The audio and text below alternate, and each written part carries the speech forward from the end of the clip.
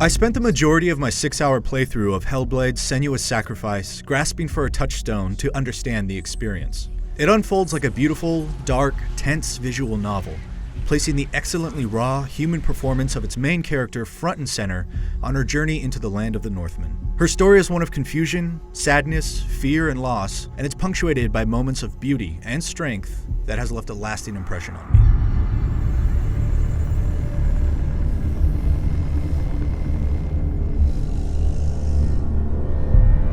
But as impressive as its story is, developer Ninja Theory's smart design reinforces the sensory nature of the harrowing tale through subtle and intuitive mechanics. Its vivid and liberal use of audio and visual distortion and trickery to convey the frightening effects of psychosis, hallucinations, and delusion are married with the gameplay elements for an experience that rarely ever grapples over whether it's a game or a story.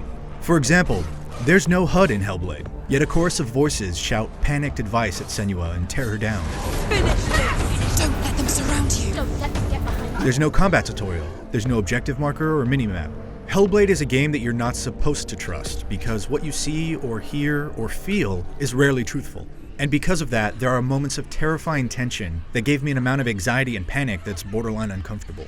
Most of the game revolves around Senua's perception of her environment. You'll scour each area, lining up beams or trees, so the shapes of the world around her take on significance. As new elements are added, these puzzles take on new layers of depth and meaning, and many of those moments are profoundly rewarding when you uncover something new, like a hidden path that can only be seen through a specific portal. Surprisingly, combat in Hellblade is more of a palate cleanser than a core element.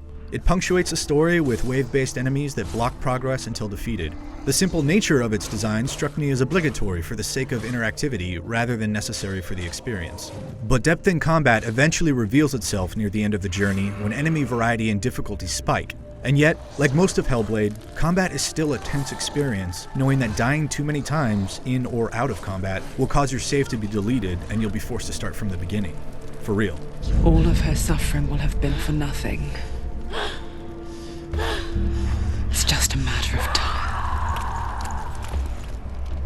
Hellblade is a masterclass of atmosphere, storytelling, and the marriage of mechanical and conceptual design. While there are moments that feel shoehorned in to remind us that we're playing a video game, the care and attention Ninja Theory have clearly poured into Senua and her story are nothing short of amazing.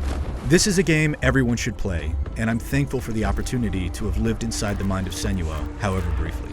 If you're looking for more Hellblade: Senua's Sacrifice, you can watch the first 15 minutes right now, or check out our PlayStation graphics comparison, and for everything else, keep it right here on IGN. It's coming.